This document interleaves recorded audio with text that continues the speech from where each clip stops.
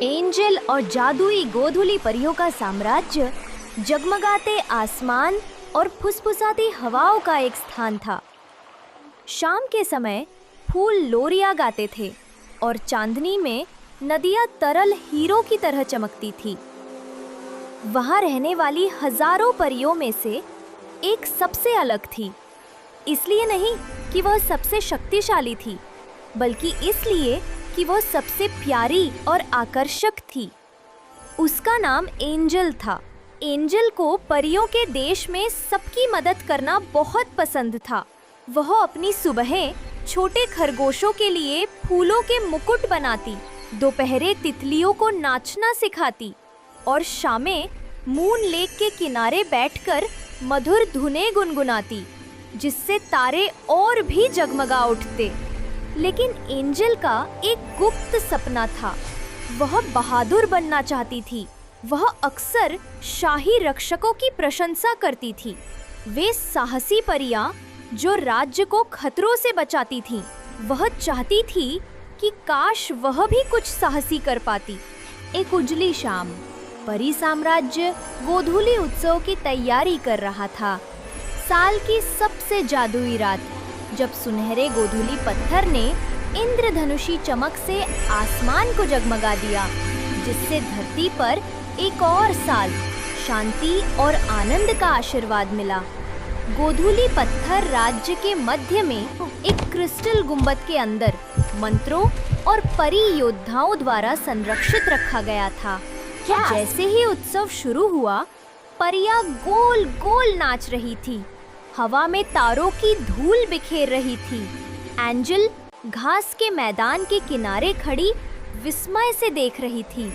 उसे रंग, हंसी, संगीत बहुत पसंद थे। सब कुछ एकदम सही था। तभी एक तेज सांस ने सामंजस्य को तोड़ दिया। गोधूली पत्थर! रानी लुमिना कांपती हुई आवाज में चिल्लाई, ये चला गया! भीड़ में दहशत की लहर फैल गई। परियां भ्रम में फड़फड़ा रही थी। उनके पंख मधुमक्खियों के झुंड की तरह भिन-भिना रहे थे। क्रिस्टल गुंबद खाली था। उसकी जादुई मुहरें टूट गई थी। गोधूली पत्थर के बिना राज्य अपनी चमक खो देता और धीरे-धीरे अंधेरे में डूब जाता। ये किसने किया होगा? संरक्षक बुदबुदाए। अफवाहें बवंडर की तरह घूम रही थी। कुछ ने शरारती पवन प्रेतों को दोषी ठहराया, तो कुछ ने धुंधली गुफाओं के भूतों पर शक किया। लेकिन सच्चाई किसी को नहीं पता थी। मैं ट्वाइलाइट स्टोन ढूंढूंगी, उसने पहले धीरे से कहा, फिर जोर से, मैं इसे वापस लाऊंगी। परियां आश्चर्य से उसकी ओर मुड़ी। एंजल, वो शर्मीली छोटी परी जो किसी को देखकर शर्मा जाती थी। रानी लुमिना उसकी ओर तैरती हुई आई। एंजल, क्या तुम्हें यकीन है? एंजल ने अपनी छड़ी कसकर पकड़ ली। उसके गाल गुलाबी चमक रहे थे। हाँ महाराज, मैं भले ही मजबूत ना हूँ, लेकिन मैं पूरे मन से कोशिश करूँगी। रानी धीरे से मुस्कुराई। साहस का मतलब डर का अभाव नहीं है प्यारे, इसका मतलब है डर के बावजूद काम करना। जाओ और प्रकाश तुम्हारा मार्गदर्शन करे। एंजल राज्य से दूर उड़ गई। उसके पंख धुंधले आसमान में चमक रहे थे। लेकिन वो ज्यादा देर तक अकेली नहीं रही। मेरा इंतजार करो। एक धीमी सी आवाज आई। ये स्पार्कल था, एक मोटा गोल मटोल दालों वाला बातूनी गिलहरी, जिसने एक छोटी सी बलूत की टोपी पहनी हुई थी। वो एंजल के कंधे पर कूद गया और मुस्कुराया। तुम किसी रोमांचक यात्रा पर जा रही हो? मुझे भी शामिल कर लो। किसी को तुम्हें खो जाने से बचाना होगा, या इससे भी बदतर, उबाऊ होने से। एंजल के जवाब देने से पहले ही ऊपर से एक और आवाज आई। गोल चश्मे वाला एक बूढ़ा उल्लू हूटी नीचे झपटा। अरे यार, अरे यार, ये तो तबाही मचाने वाला है। इसीलिए मुझे आना ही होगा। किसी को यहाँ दिमाग की जरूरत है। एंजल घबराकर हंस पड़ी। दिमाग और हास्य, जाहिर है। स्पार्कल ने अपना रोए फुला लिए। अचानक अच्छू की आवाज ने उन्हें चौंका दिया और आग की चिंगारी हवा में उड़ गई। वे फ्लेयर को देखने के लिए मुड़े। एक नन्हा सा ड्रैगन जिसके पन्ने जैसे शल्क और मासूम सुनहरी आंखें थीं। हर बार जब वो छींकता तो उसके नथुनों से छोटी छोटी लपटें निकलती। माफ करना, फ्लेयर ने नाक सिकोड़ी। मैंने गायब हुए पत्थर के बारे में सुना है। क्या मैं भी आ सकता हूँ प्लीज? मैं छोटा हूँ लेकिन मुझे बहुत गर्मी लग रही है। एंजल मुस्कुराया। जरूर फ्लेयर। और इस तरह सबसे अप्रत्याशित टीम अनजान की ओर निकल पड़ी। चमकती हुई पोशाक वाली एक शर्मीली परी, एक बातूनी गिलहरी, एक व्यंग्यात्मक उल्लू और एक छींकता हुआ नन्हा ड्रैगन। क्या गड़बड़ हो सकती है? कानाफूसी करते जंगल से होते हुए उनकी यात्रा का पहला पड़ाव उन्हें कानाफूसी करते जंगल में ले गया, जहां पेड़ राज बुदबुदा रहे थे और साए भूतों की तरह नाच रहे थे। जैसे जैसे रास्ता गहराता गया, एंजल को अपनी रीढ़ में ठंडक महसूस हुई। चिंता मत करो, स्पार्कल ने खुशी से कहा। अगर कोई हम पर हमला करेगा तो मैं उसे अपनी प्यारी अदाओं से डराकर भगा दूंगी। फ्लेयर ने फिर छींक मारी, जिससे एक झाड़ी में आग लग गई। एंजल ने जल्दी से अपनी छड़ी लहराई, जिससे उसे बुझाने के लिए चांदी की बारिश की फुहारें आने लगी।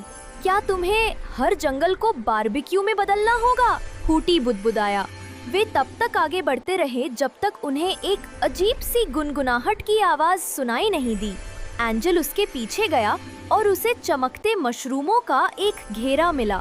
बीच में एक छोटा सा विलो द विस्प तैर रहा था, जिसकी रोशनी टिमटिमा रही थी।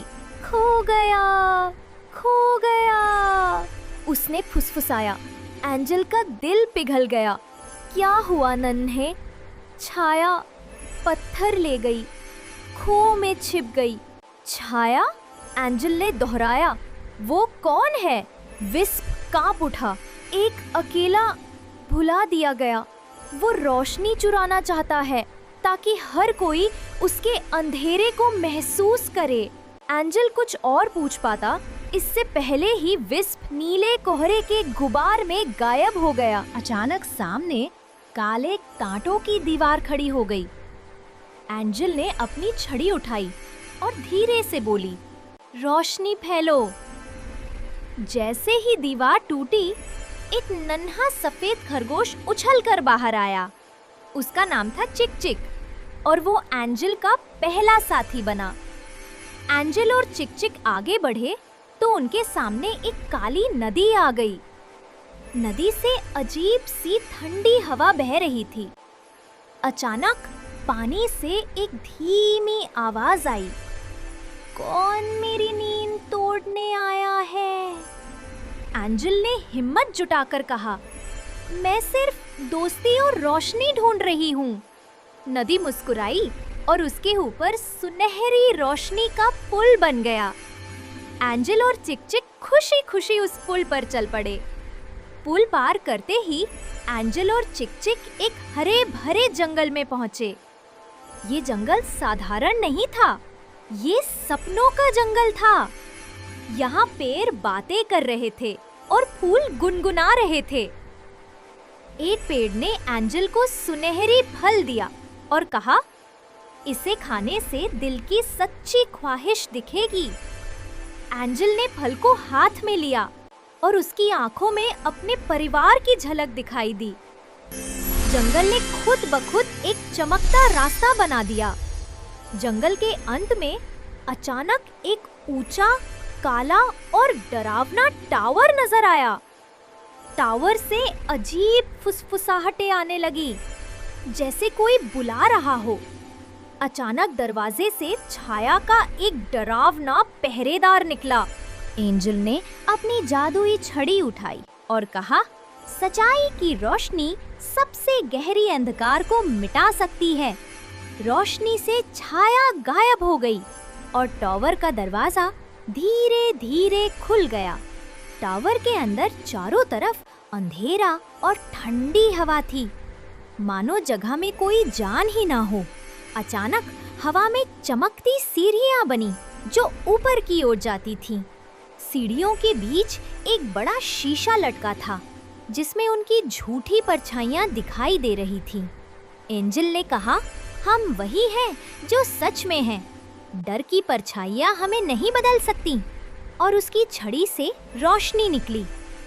शीशा टूटते ही सामने एक आखिरी दरवाजा चमक उठा जिसके पीछे सबसे बड़ा रहस्य छुपा था। धीरे धीरे दरवाजा खुला और अंदर एक चमकदार कक्ष दिखाई दिया। कक्ष के बीचों बीच एक चमकता हुआ क्रिस्टल रखा था, सच का क्रिस्टल। अचानक क्रिस्टल से एक काली आत्मा निकली और बोली, जो झूठ बोलेगा वो यहाँ से कभी नहीं निकल पाएगा। चिक-चिक ने कांपते हुए कहा, हाँ, मैं डरता हूँ, लेकिन मैं सच बोल रहा हूँ। जैसे ही सच बोला गया, क्रिस्टल और अधिक चमक उठा और काली आत्मा गायब हो गई। क्रिस्टल ने अपनी रोशनी एंजल और चिक-चिक पर बरसाई, जैसे आशीर्वाद मिला हो। एंजल ने अपनी जादुई छड़ी घुमाई और दोनों आसमान की ओर उड़ चले। झिलमिल लोक में लौटकर उनके दोस्त बाबलू और लूना खुशी से झूम उठे। चिक-चिक ने कहा, अब मुझे समझ आ गया, झूठ से डर बढ़ता है लेकिन सच से जादू मिलता है। झिलमिल लोक में दीपक जलाए गए, नाच गाना हुआ और सब ने मिलकर जश्न मनाया। अगर आपको मेरी कहानी पसंद आई हो तो लाइक जरूर करना और हाँ, सब्सक्राइब करना मत भूलना नई कहानियों के लिए।